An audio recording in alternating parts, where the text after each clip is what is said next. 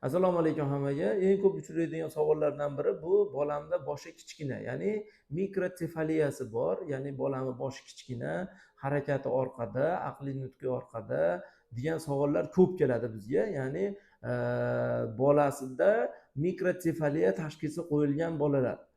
Mikrosefaliya tashxisi qo'yilgan bolalar mikrosefaliyani birinchi o'rinda, ya'ni boshni kichikligini o'lchashda o'zini qoida qonuni bor.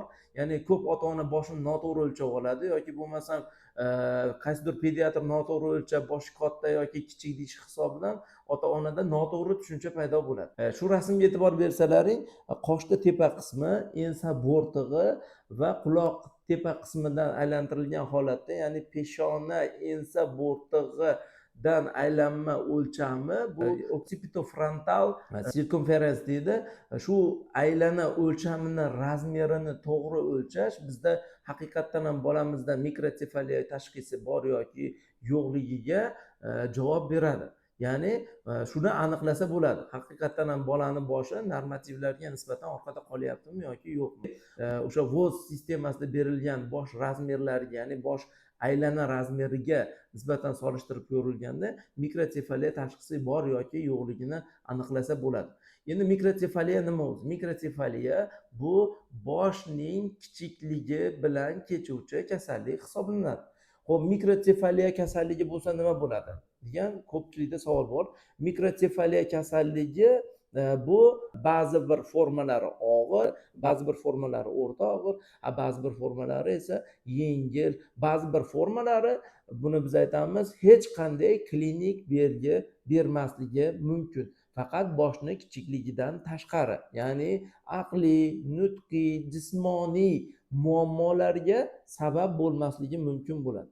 Shuning uchun biz mikrosefaliyalarda klinik jihatdan ajratib olamiz. Klinik ahamiyatsiz, ya'ni boshi kichik lekin hech qanday klinik belgi bermaydigan mikrosefaliyalarga, yengil klinik belgilar bilan kechuvchi mikrosefaliyalarga va o'rta og'ir belgilar bilan kechuvchi mikrosefaliyalarga va og'ir klinik belgilar bilan, ya'ni og'ir muammolar bilan yuzaga keluvchi mikrosefaliyalarga ajratishimiz mumkin bo'ladi. Endi mikrosefaliyani odatiy uyda o'lchab, bolada boshi haqiqatda tanaga nisbatan solishtirib ko'rilganda kichkinaligini hisobga olgan holatda buni nevrolog mutaxassisga yoki bo'lmasam yon atrofda pediatrga chiqqan holatda, tor doiradagi mutaxassislarga ko'rsatgan holatda buni tashxisini aniqlashtirish ketadi. Endi mikrosefaliyalarga biz olib keluvchi sabablar haqida aytib o'tamiz. Mikrosefaliya sabablari nima o'zi? Ya'ni boshni kichikligiga olib keluvchi sabab. Birinchi o'rinda aytib o'tamiz, bu irsiy omillar. Ya'ni irsiy omillar deganda nimani tushunamiz? Ota-onasini boshini razmerini o'zi kichikligi. Ya'ni ota-ona sog'lom, intellekt saqlangan, aqliy, nutqiy, jismoniy muammosi yo'q, lekin boshi nisbatan kichik. Ya'ni biz bergan voz ko'rsatgan normativlarga nisbatan kichikroq bo'ladi. Ya'ni bitta bu ham mikrosefaliya hisoblanadi. Intellekt saqlangan bo'lsa ham. Yana bir irsiy omillardan biri bu xromosoma patologiyalar. Ya'ni xromosomalarni, ya'ni tanamizda irsiyatda saqlovchi xromosomalarimiz bor. Shular faoliyatini buzilishi, sonini ortishi yoki kamayishi yoki shaklini buzilishi hisobidan kelib chiquvchi mikrosefaliyalar. Misol uchun Down sindromini katta qismida mikrosefaliya bilan ketadi, ya'ni boshni kichikligi bilan. Bundan tashqari xromosomalarning kichik uchastkalari, ya'ni qismlarini buzilishi bilan kechuvchi mikrosefaliyalar. Bular ko'proq og'ir shaklda ketadi. Ya'ni nima degani? Ya'ni xromosomaning ma'lum bir uchastkasi deletsiyasi yoki zararlanishi hisobidan, ya'ni boshni kichikligi aqliy, nutqiy, jismoniy rivojlanishdan orqada qolish bilan ketadi. Doim aytib o'tamiz, bu modda almashinuviga bog'liq bo'lgan yoki bo'lmasam gen kasalliklarida uchrovchi mikrosefaliyalar. Gen kasalliklarda uchrovchi mikrosefaliyalarda hozir 2000 ga yaqin turi bor. Bu juda katta ko'rsatkich, ya'ni xili ko'p. Sindromal mikrosefaliyalar, ya'ni yuz tuzilishini buzilishi, oyoq qo'llari panjalarida, yuz ko'zlarida, oyoq qo'llarida qanaqadir o'zgarishlar bilan kechuvchi sindromal mikrosefaliyalarga bo'linadi. Bular hammasi bir bo'lib irsiy omilga bog'liq bo'lgan mikrosefaliyalar deb ataladi. Irsiy omilga bog'liq bo'lgan mikrosefaliyalarda og'irlik darajasi xuddi aytganimizdek ketadi va uni tashxisoti nevrolog genetik orqali amalga oshiriladi. Endi mikrosefaliyalarning nasliy bo'lmagan formalari ham bormi? Ha, bu aytamiz nasliy bo'lmagan ikkilamchi mikrosefaliyalar. Ikkilamchi mikrosefaliyalarga nimalar sabab bo'ladi?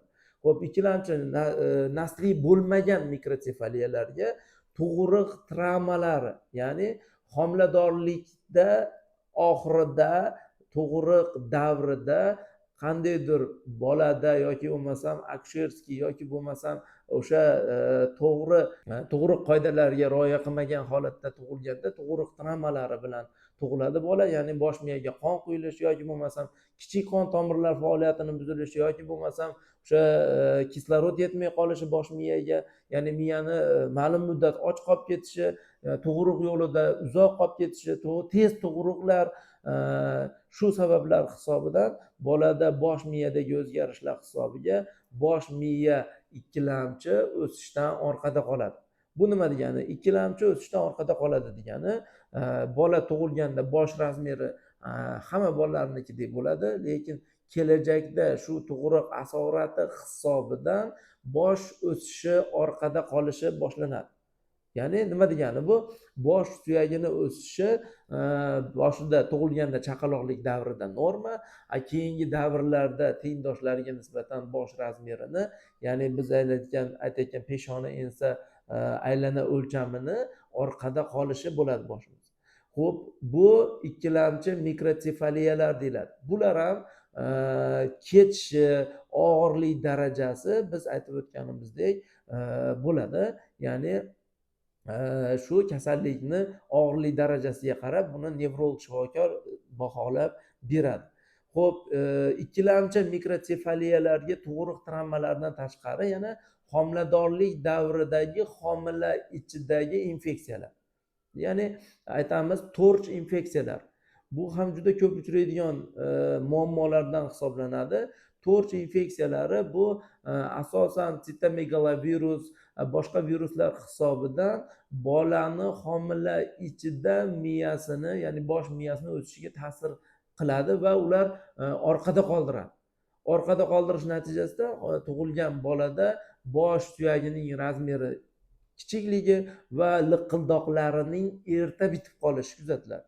Ya'ni liqildoqlarni erta bitishi, ya'ni biz aytamiz katta liqildoq doim ota-onasi biladi. Bu katta liqildoqni shu peshona ikkita tepa suyaklarini birikkan qismida shu katta liqildoq shakllanadi.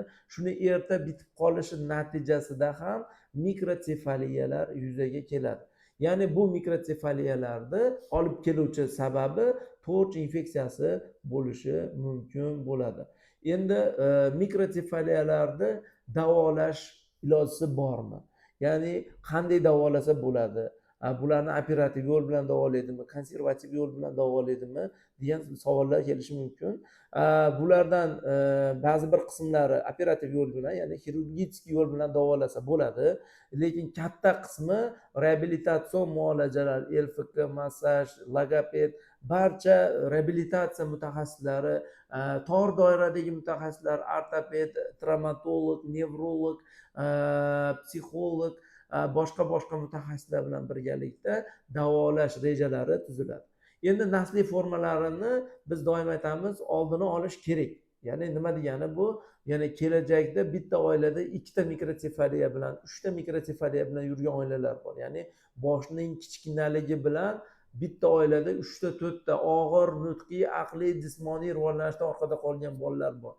Bunaqa bo'lishini oldini olishimiz uchun o'sha bitta tug'ilgan mikrosefaliyani to'liq tashxisini qo'ygan holatda, ya'ni bosh kichikligini to'liq aniqlash kerak. Sababini irsiy omilga bog'liq bo'lmaganligini aniqlagan holatda biz bolada to'liq tekshiruvlar, DNK tekshiruvlarigacha o'tkazib, to'liq tashxisini qo'ygan holatda kelajakda shu oilada, ya'ni nasliy mikrosefaliyalar yuzaga kelishini oldini olishimiz mumkin bo'ladi. Agar sizni tanishingizda, yaqiningizda xuddi shunaqa mikrosefaliya muammosi, ya'ni boshning kichikligi bilan kechuvchi muammolar bo'lsa, bizga albatta murojaat qilishingiz mumkin. Yoki yon atrofingizdagi nevrolog shifokor, pediatr shifokorlarga murojaat qilgan holatda to'liq tashxisini qo'ydirishingiz kerak bo'ladi.